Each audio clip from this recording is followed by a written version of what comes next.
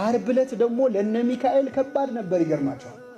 ዓርብ ዕለት ክርስቶስን የሾህ አክሊል ደፉበት፣ ጨርቅ ልብሱን ገፈው ገረፉት። ከገረፉ በኋላ ጨርቅ አለበሱት። ከዛ ልብሱን ገፈው ሌላ ጨርቅ አለበሱት። አቤት ስንተርከው ቀላል ነው። እስቲ በደንብ አስተውሉት።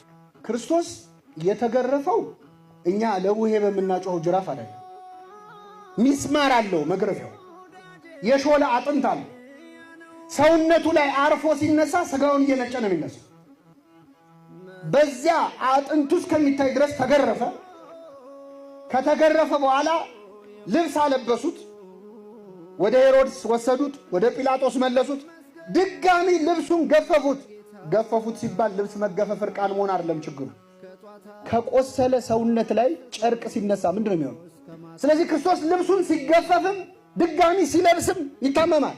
የሾህ አክሊሉን ይተክሉታል፣ ይነቅሉታል። ከዛ መተው በበትር ይዘው ጭንቅላቱን መቱት ይላል። መላእክት በሰማይ ፊቱ የተንቀጠቀጡ ቅዱስ ቅዱስ የሚሉትን ልናየው አይገባንም የሚሉትን አምላክ በበትር ጭንቅላቱን ሲመቱት ሱራፌል ተንቀጠቀጡ ይላል። ኪሩቤል ራዱ።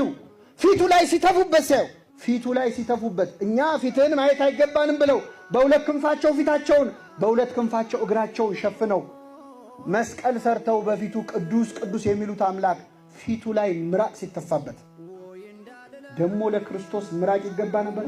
እሱ እኮ ምራቁን እንትፍ ብሎ አይንን የሰራው አይንን ያበራው ምራቁን እንትፍ ብሎ ዲዳውን አንደበት ነው የሰጠው።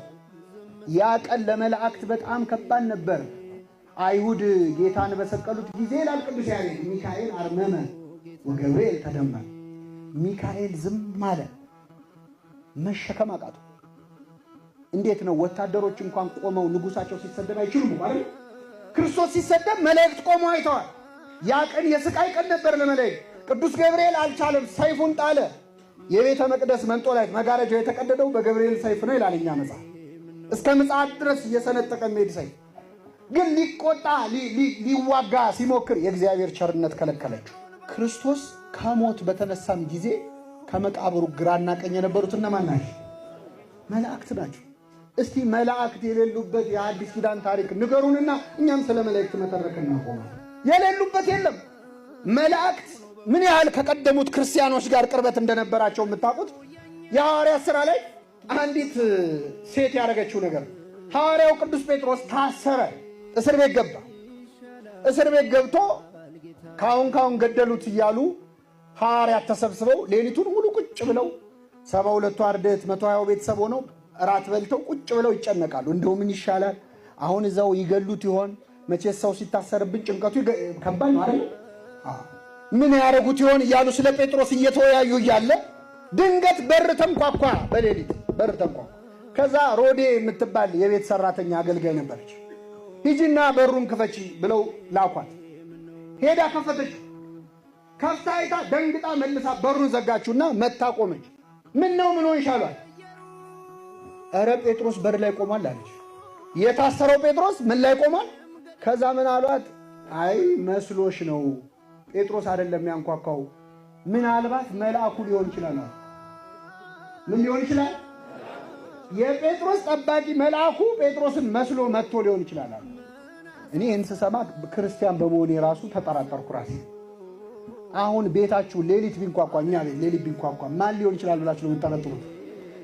አክስቴ ሞተች ማለት ነው ይላል የታመመ ዘመድ ያለው አይደል? ትንሽ ፖለቲካው ግርግር ከበዛው ደግሞ ፖሊሶች ናቸው። ሌባ ሊሆን ይችላል፣ እዚያ ደግሞ ሊሰረስር ነው አይደል? መልአክ ሊሆን ይችላል ብላችሁ ተገምታላችሁ። ይኸው እኔም እዚህ ቆሜ እናገራለሁ እንጂ ሌሊት ሲንኳኳ ካየሁ መልአክ ሊመስለኝ አይችልም። በምንም አቶ መልአኩ ሊመስለኝ ይችል ይሆናል ምናልባት እንጂ መልአክ የእግዚአብሔር መልአክ አይመስልም። የመጀመሪያዎቹ ክርስቲያኖች ግን በር ሲንኳኳ እንኳን መልአክ ሊሆን ይችላል ብለው የሚጠረጥሩ ነበሩ። መላእክት የሌሉበት ክርስትና፣ መላእክት የማያገለግሉት ክርስቶስ አናውቅም። በመላእክት የተሞላች ቤተክርስቲያን ልጆች ስላደረገን ስሙ የተመሰገነ ነው።